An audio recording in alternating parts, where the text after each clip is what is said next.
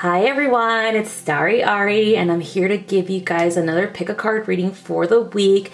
This time we're going to be using the Colette Baron Reid Goddess Power Oracle. So this is going to be for anyone who is interested in knowing their divine feminine counterpart.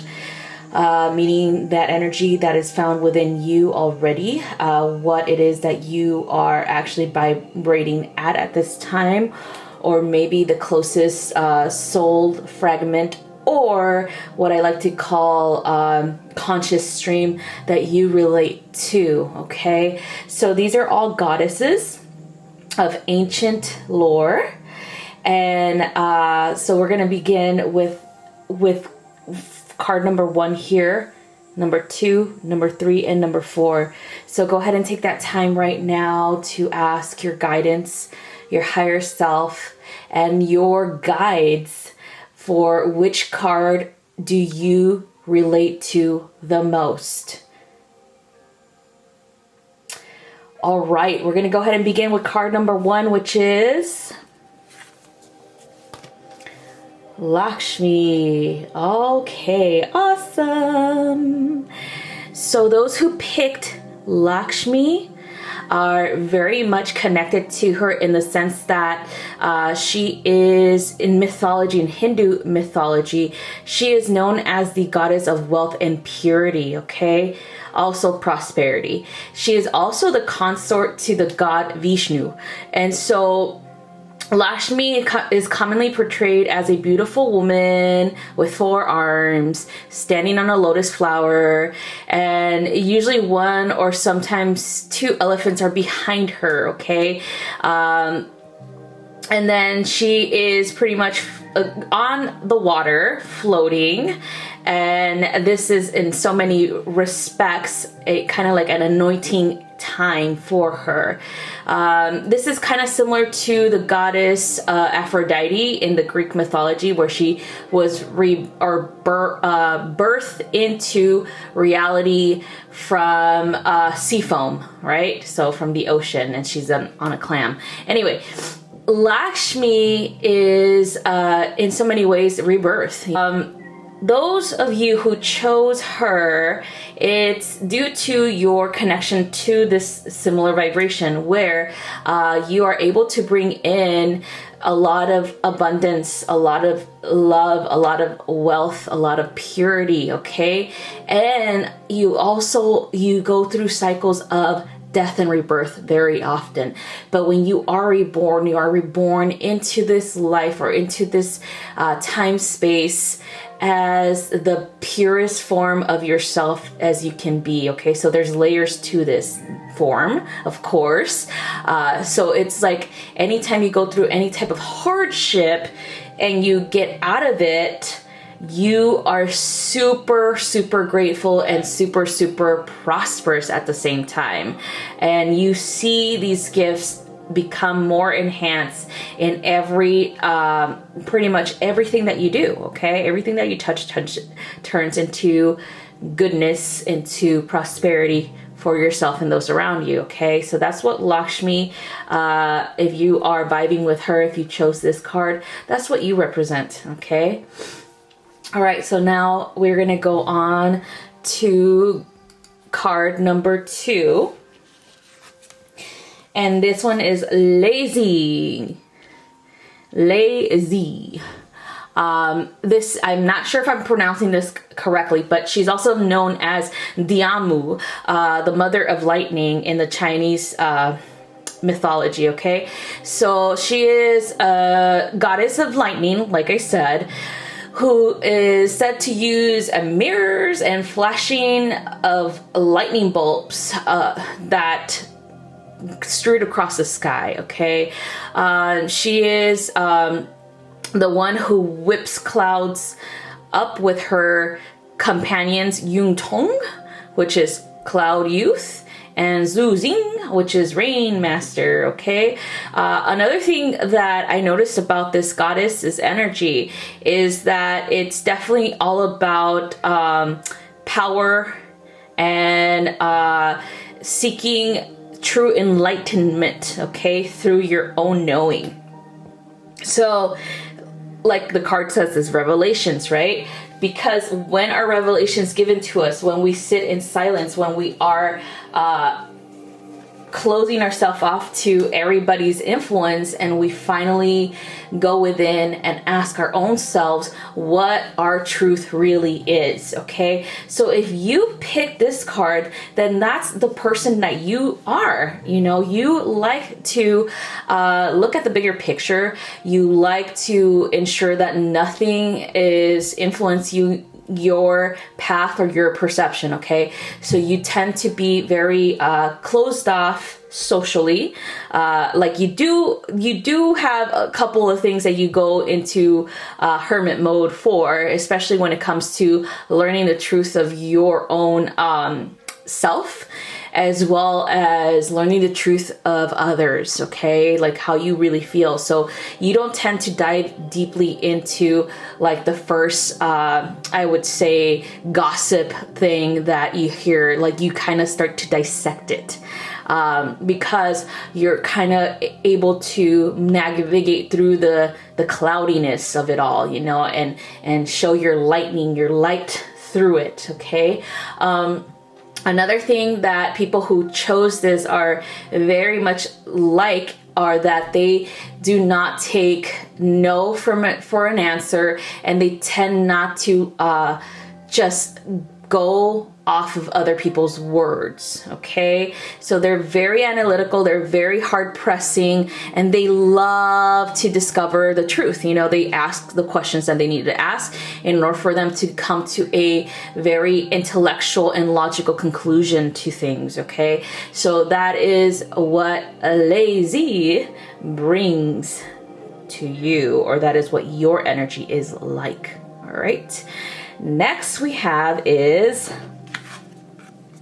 Mat or Ma'at, or however people call her Mayet, or you know, however you say it, pronounce it. She is an ancient Egyptian goddess. She is pretty much the personification of truth, justice, and cosmic order. All right. And then she does have a association with Thoth, the god of wisdom. And she's also the ceremonial judgment of the dead, or ceremonial judgment of the dead. So she helps in the judgment of Osiris, okay, the god of the dead. So it was believed that she was the one that would help with weighing of the heart, the disease, with the balanced scales of Ma'at, which is hers, which in hieroglyphics, it was like an ostrich feather that was balanced with a human heart, okay? Anyway, so the way that she establishes divine order is pretty much creation and reaffirming at the ascension of any new king or kingdom or rulership, okay? And this was back in Egypt, okay? Anyway, so it was kind of like, you know, back in Egypt, back in those times, the pharaohs, the rulers, were perceived to be sons of Osiris, meaning that they were gods as well. So that's why you worship them above anything else. And then, of course, Ma'at, since they used her to kind of claim this as well, then you would see how that would influence other people. So the people who fall under Ma'at, this energy, this conscious stream, are usually very influential, okay? And they love to balance the scales of justice, of karma, whatever you want to call it, okay? So they're very much seeking that balance. They're very much trying to understand beyond reasonable doubt when it comes to situations and people, okay? Another thing about Ma'at is that she does tend to, or people who are like her tend to just be in jobs that investigate the truth, you know, even if it costs, you know, or ruffles feathers or it costs you friendships or associations, whatever it is, whatever it takes, that's who you are. Okay. So that is what Ma'at, or those people who chose this card, are most like. All right. The next one and the final one is number 4. And this one is Yuki Onna. And Yuki Onna is the snow woman in legend, or Japanese legend, okay? Yuki Onna has like different meanings in a lot of legends in Japan. So there's different types of Yuki Onna. The first type, Yuki Onba, or snow nursing mother. Another type will be Yuki Masume, snow daughter. Another one will be Yuki Anago, snow young woman. And then Yuki Joro, snow hooker. Yes, I said that. Yuki Anessa, snow older sister. And then Yuki Nyabo, snow wife. Okay, so in this specific reading, we are going to hone in, or those who chose this one, is pretty much kind of like I would say the equivalent to the triple goddess, okay, where it has different energies coming at once, okay, like the young maiden to the fertile woman to the crone, the wise crone, right?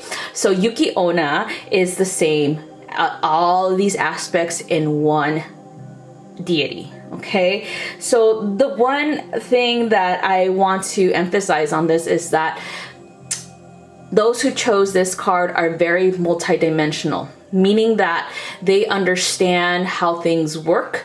They usually are able to see the bigger picture, meaning that they're outside of the matrix at oftentimes to see what's really going on. And they also hone in the different aspects of the goddess, okay? Like I said, just like the triple goddess. So you hone in the different aspects of youth and beauty, of maternal instincts and nurturing, you know, nurturing energy, and also of wise wisdom, you know, coming in from universal truth. Okay, so this is what she represents. And also you tend to be very you know, reserved when you do make any type of choices, and you tend to see things for the greater good, meaning like, what is the best choice to make for my greatest good and for everyone involved. All right, so it's very, very wise in that manner, but very feminine in a lot of different aspects of the feminine energy. Okay, so that's what this is. All right, that's what this energy is. So that's all I have for you guys. Thank you guys so much for watching, and don't forget to subscribe, comment, and like if you like this video. I will be doing more of these because I'm going to be doing the whole set. Okay, all of these goddesses in this tarot, or I'm sorry, oracle deck will be on video. Okay, so if you